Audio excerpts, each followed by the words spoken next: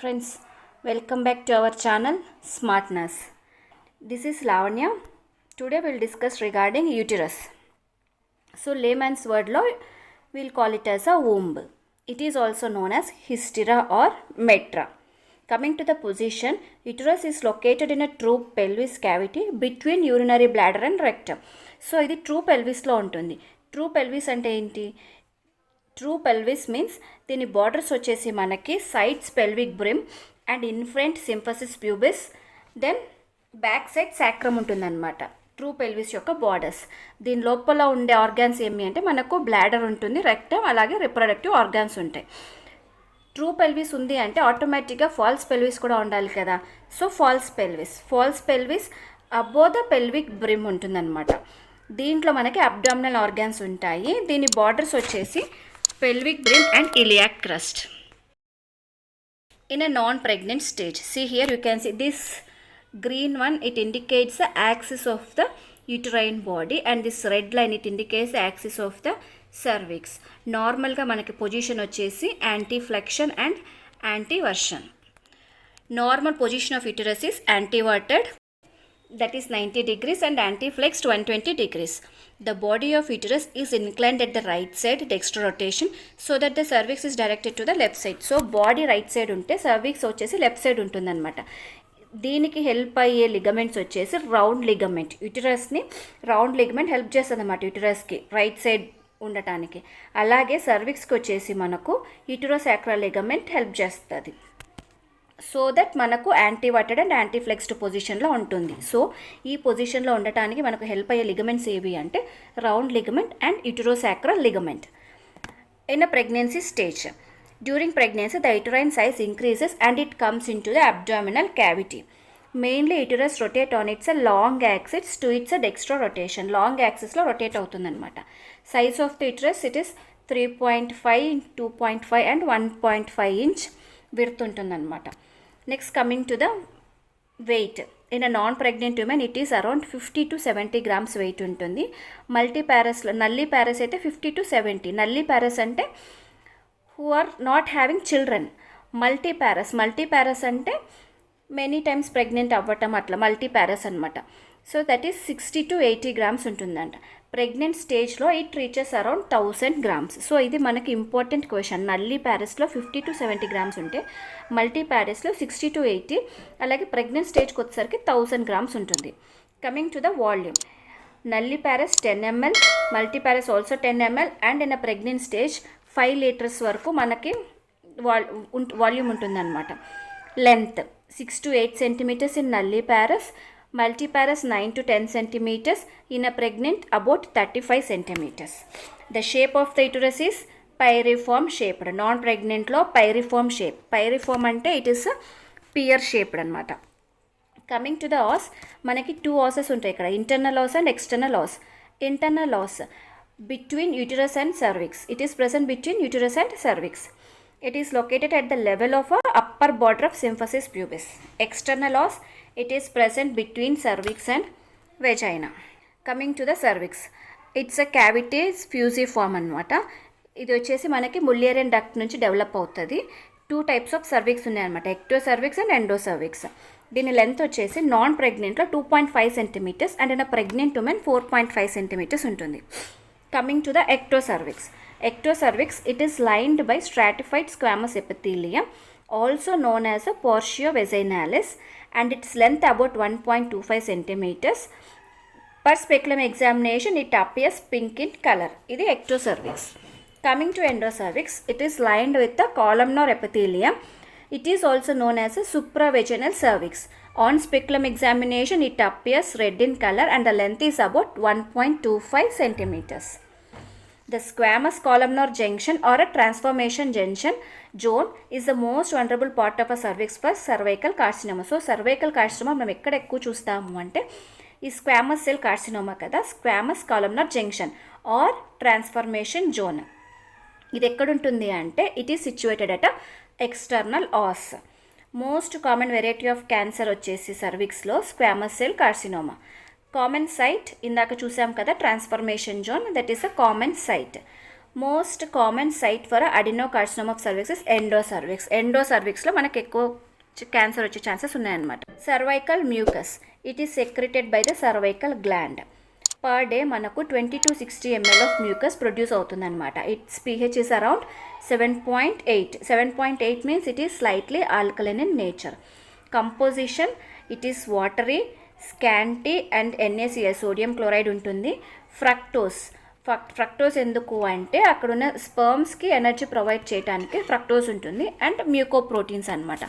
మ్యూకోప్రోటీన్స్ అంటే that's a type of a carbohydrate అనమాట. Most components వచ్చేసి mucus and it plays an important role in protecting and lubricating the surface. దానికోసం mucoprotein. Characteristics and consistency is hormonal dependent. So ఇక్కడ ఈ cervical mucus అంత arrangement ఎట్లుంటుంది అంటే దీన్ని మనం ఏమంటామంటే సర్వైకల్ ఆర్బర్ యూటరే అంటాము. అంటే ఏంటి? ఆర్బర్ అంటే నథింగ్ బట్ ట్రీ లైక్ అనమాట. Branches of a tree. దాన్ని మనము సర్వైకల్ ఆర్బర్ యూటరే అంటాము.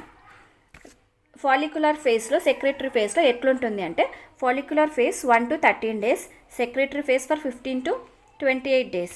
Follicular phase pre ovulatory phase ముందు ఉంటుంది. ఇది పోస్ట్ ఓవ్యులేటరీ అంటే ఆఫ్టర్ ఎగ్ రిలీజ్ తర్వాత సెక్రెటరీ ఫేస్ స్టార్ట్ అవుతుందన్నమాట. సర్వైకల్ మ్యూకస్ ఇక్కడ thin, watery and abundant. Cervical mucus in secretory phase is thick, scanty and tenacious. Electrolyte rich but proteinless. In secretory phase it is a more protein. Ferning pattern is present on drying of a cervical mucus, whereas in secretory phase ferning pattern is lost. Spin barket, that is stretchability more than 10 centimeters in follicular phase, whereas in secretory phase it is fructosed. Follicular phase is predominant hormone వచ్చేసి oestrogen. అలాగే secretory ఫేస్లో dominant hormone వచ్చేసి మనకు progesterone అనమాట. During pregnancy cervix ఎట్లుంటుంది? There is a softening of cervix due to increased blood supply and accumulation of fluid. So ఈ softening of సర్విక్స్ని మనము గూడుల్స్ సైన్ అంటాం. This is very important question. The softening of cervix is called as a Goodell's sign. ఎందుకు soften అవుతుందంటే అక్కడ blood supply అన్నది increase అవుతుందన్నమాట. అంటే ఫ్లూయిడ్స్ కూడా ఎక్కువ అక్యుములేట్ అవుతాయి. During pregnancy cervical erosion or a cervical ectopy occurs which stimulate the malignant changes in the cervix. Then cervical erosion is caused by estrogen hormone. Cervical erosion disappears after delivery. ఒకవేళ cervical erosion అంటే ఏమి? It's a condition where a soft cells lining of a cervical canal grow outside the cervix. So లోపల కెనాల్లో ఉన్న cervix cells out side growth అవుతాయి అనమాట. దాన్ని మనము cervical erosion అంటాము. ప్రెగ్నెన్సీ టైంలో అది ఈస్ట్రోజన్ హార్మోన్ వల్ల వస్తే ఆఫ్టర్ డెలివరీ అది వెళ్ళిపోతుందన్నమాట. Physiological leucorrhoea during pregnancy is done by progesterone hormone which causes increase the secretion of cervical mucus. Physiological leucorrhoea means white discharge అనమాట. ప్రెగ్నెన్సీ టైంలో వైట్ డిశ్చార్జ్ మనకి ఎక్కువ ప్రొజెస్ట్రాన్ హార్మోన్ వల్ల వస్తుందన్నమాట. ఇది సెక్రీషన్స్ ఆఫ్ సర్వైకల్ మ్యూకస్ని ఇంక్రీజ్ చేస్తుంది which form the mucus plug. Next, during labour this thick cervical secretion comes from a cervix with the blood is known as a show. So pregnancy టైంలో progesterone వల్ల mucus అన్నది ఎక్కువ release అవుతుంది, leucorrhoea అనమాట. అది normal phenomenon. Delivery టైంలో ఈ mucosa గనక ఈ సర్వైకల్ సెక్రీషన్స్ బ్లడ్తో గనక ఉంటే దాన్ని మనము షో అంటామన్నమాట. నెక్స్ట్, సర్వైకల్ ఎఫేస్మెంట్ అంటే ఏమి? Thinning and taking up of cervix by to the lower segment. అంటే లిఫ్టింగ్ అప్ అన్న ఒకటే అనమాట. Lifting up of the cervix is called cervical effacement. Primary గ్రావిడాలో ఎఫేస్మెంట్ ప్రొసీడ్స్ డైలేషన్. అంటే ఎఫేస్మెంట్ జరుగుతుంది, దాని తర్వాత డైలటేషన్ వస్తుందన్నమాట. కానీ ఇన్ మల్టీపారాలో effacement and dilatation occur simultaneously, రెండు ఒకటేసారి వచ్చేస్తాయి. ఇస్థమస్. The length of a non-pregnant isthmus is 0.5 centimeters. During pregnancy, its length is 3 times increased.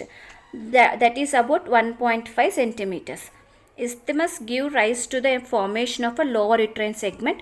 Its formation begins at a 12th week of gestation and it fully formed during labor when it measures 7.5 to 10 centimeters. So, isthmus మనకి ఈ lower 12th week off pregnancy 12th week off gestation అప్పుడు start అవుతుందన్నమాట, lower uterine segment దగ్గర.